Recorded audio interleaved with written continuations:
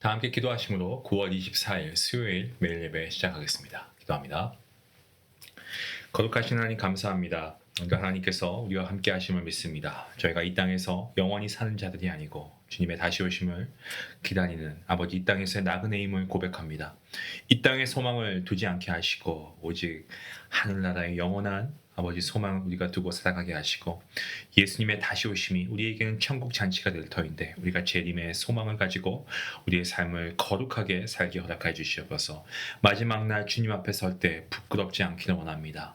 잘하였다 충성하고 충성된 착한 종아, 우리가 주님의 칭찬을 듣는 그러한 주의 모든 자녀들을 되게 허락하여 주시옵소서. 오늘도 하나님 각자의 처소에서 드리는 매일 예배 가운데 함께 하시고 이 예배를 통하여서도 우리가 더욱더 성도로서의 거룩한 삶을 살아갈 수 있는 아버지 귀한 시간이 될 수 있도록 도와주시고 하나님의 주시는 진리의 말씀을 놓치지 않고 경청하고 이 말씀을 순종할 수 있는 믿음도 허락하여 주시옵소서. 오늘도 말씀으로 충만케 하실 주님께 감사하며 이 모든 말씀 예수님의 이름으로 기도합나이다. 아멘. 찬송가 523장 함께 하시겠습니다.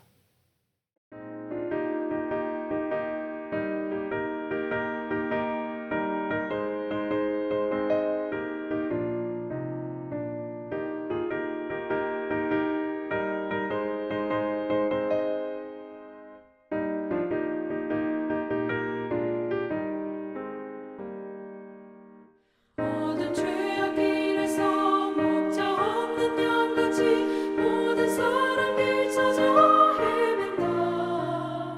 자비하신 하나님 독생자를 보내서 너를 지금 부르니 나오라. 이때라 주의 긍휼 받을 때가 이때라. 지금 주께 나와 겸손하게 아뢰라. 구원함을 얻으리. 험한 십자가 위에 달려 돌아가신 주 다시 살아나셨네 기쁘다. 죄인 구원하실 때 어서 주께 나와 그 신은혜 구하라 구하라. 이때라 주의 긍휼 받을 때가 이때라.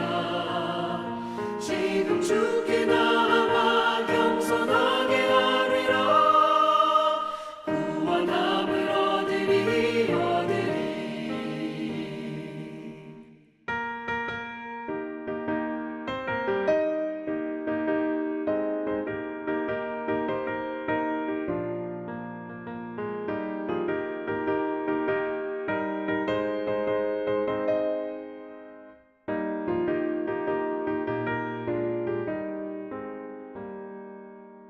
주의 귀한 말씀에 영원 생명 있나니 주님 너를 용서해 주신다.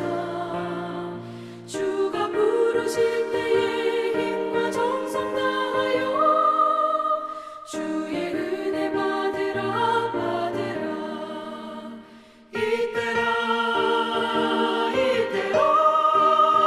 주의 긍휼 받을 때가 이때라. 지금 주께 나와 겸손하게 아뢰라. 구원함을 얻으리. 세월 빨리 흐르고 세상 친구 가는데 너의 영혼 오늘 밤 떠나도 주의 구원 받으면 천국에서 영원히 주와 함께 살리라. 이때라 주의 긍휼 받을 때가 이때라. 지금 주께 나와 겸손하게 아뢰라. 구원함을 얻으리.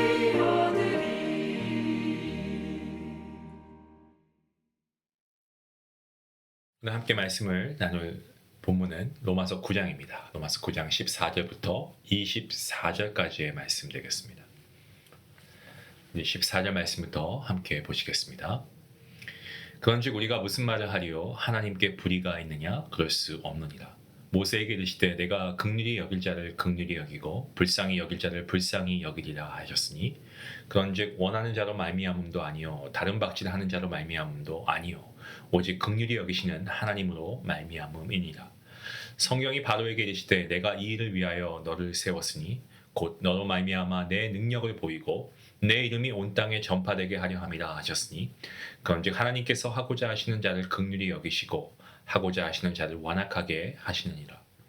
혹 내가 내게 말하기를 그러면 하나님이 어찌하여 허물하시느냐 누가 그 뜻을 대적하느냐 하리니 이 사람아 내가 누구이기에 감히 하나님께 반문하느냐 지음을 받은 물건이 지은 자에게 어찌 나를 이같이 만들었느냐 말하겠느냐. 토기장이가 진흙 한 덩어리로 하나는 귀 있을 그릇을 하나는 천 있을 그릇을 만들 권한이 없느냐. 만일 하나님이 그의 진노를 보이시고 그의 능력을 알게 하고자 하사 멸하기로 준비된 진노의 그릇을 오래 참으심으로 관용하시고 또한 영광 받기로 예비하신 바 긍휼의 그릇에 대하여 그 영광의 풍성함을 알게 하고자 하셨을지라도 무슨 말을 하리요. 이 그릇은 우리니 곧 유대인 중에서뿐 아니라 이방인 중에서도 부르신 자니라. 아멘. 사도 바울 9장을 시작하면서 자기의 슬픔을 표현하고 있습니다. 그에게 큰 근심과 마음에 그치지 않는 고통이 있었는데 그것은 바로 그 이유가 바로 자신이 누리고 있는 어떤 구원의 기쁨, 감격 이런 것들을 동포 유대인들이 누리지 못하고 있기 때문에 그렇습니다. 자신이 비록 이방인의 사도로 부르심을 받은 것은 맞지만 이 동족에 대한 그야말로 정말 애끓는 사랑을 무시할 수는 없었습니다. 정말 그 사랑이 넘쳤어요. 그래서 이스라엘의 믿음과 구원에 대한 어떤 그냥 정말 애타는 마음, 그런 심정을 토로하면서 자신이 버림받음으로 그들이 구원을 받을 수만 있다면 그렇게라도 하겠다라는 절실함을 내비치고 있습니다. 인간의 구원에 있어서 하나님께서는 전적으로 능동적이신 분이고요. 인간은 수동적입니다. 구원은 그 근원 자체가 전적인 하나님의 영역이기 때문에 그렇습니다. 그런데 만일 구원이 전적인 하나님의 뜻으로 인한 것이라면 그리고 우리가 그분의 계획하심에 저항할 수 없는 것이라고 하면 하나님께서 모든 결정을 내리시면서 우리에게 책임이 있다고 하는 것은 합당하지 않느냐라는 질문을 하고 있습니다. 본문 19절에 보시면 바울은 하나님의 계획을 비난할 수 없는 이유에 대해서 이 만드는 사람과 만들어진 물건의 관계를 통해서 설명하고 있습니다. 만들어진 물건이 만드는 사람에게 따질 수 없는 것처럼 피조물인 우리 인간들이 온 우주 만물의 창조주 되신 하나님께 감히 따질 수 없다는 겁니다. 유한한 존재가 무한한 존재를 이해하려는 자체가 모순입니다. 그래서 바울은 오히려 이렇게 되묻고 있죠. 본문 20절 말씀이죠. 이 사람아 너가 누구이기에 감히 하나님께 반문하느냐 지음을 받은 물건이 지은 자에게 어찌 나를 이같이 만들었느냐 말하겠느냐. 네가 감히 누군데 그런 질문하냐. 세상 만물의 창조주이신 하나님께서는 귀 있을 그릇을 만드시고 또 일부는 천하게 쓸 그릇을 만들 권한이 있으시다. 그릇이 자기를 만든 토기장이에게 왜 나를 이렇게 만들었느냐라고 되물을 수는 없습니다. 창조주이신 하나님과 피조물인 인간의 관계도 동일합니다. 바울이 언급한 토기장의 이야기는 이사야서의 말씀을 인용한 건데요. 이 구절은 반역하는 백성에 대한 하나님의 반응을 나타내고 있습니다. 선지자 이사야는 우리에게 믿음의 올바른 신앙적 태도를 보여줍니다. 이사야서 64장 8절 말씀에 그러나 여호와여 이제 주는 우리 아버지시니이다. 우리는 진흙이요 주는 토기장이시니 우리는 다 주의 손으로 지으신 것이니이다. 주님께서는 부활을 믿지 못하는 이 제자 도마에게 옆구리에 손을 넣어 만져보고 믿는 자가 되라고 말씀하셨습니다. 이처럼 주님께서는 우리의 진정한 어떤 의문들, 질문 이런 것들에 따뜻하게 다가와 주신다라고 저는 분명히 생각합니다. 하지만 하나님의 주권에 반발하는 자들에게 있어서 의문을 제기하는 것은 허락하지 않으십니다. 피조물에게는 그런 권한이 없습니다. 우리는 인간의 지혜와 능력보다 훨씬 더 크신 하나님을 믿고 의지해야 하는 하나님의 피조물 된 존재, 바로 우리 인간, 저와 여러분이죠. 창조주 하나님께서는 우리를 지으신 분명한 목적과 우리를 지으신 분명한 계획이 있으십니다. 우리는 그분의 그 계획과 목적에 맞게 각자의 자리에서 해야 할 책임을 다해야 할 줄로 믿습니다. 본문 22절과 23절 역시 하나님의 주권에 그 초점을 맞추고 있는 그런 말씀의 내용인데요.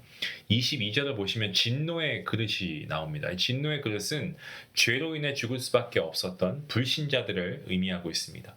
하나님께서는 이들을 오래 참으심으로 관용으로 자비하심으로 기다려 주십니다. 17절 말씀에서 이 바로를 향해서 하신 말씀의 의미와 같죠. 하나님께서 자신에게 거역하는 자들을 상대로 역사하시는 것은 이 하나님의 성품과 하나님의 어떤 그런 능력을 드러내기 위해서 그렇습니다.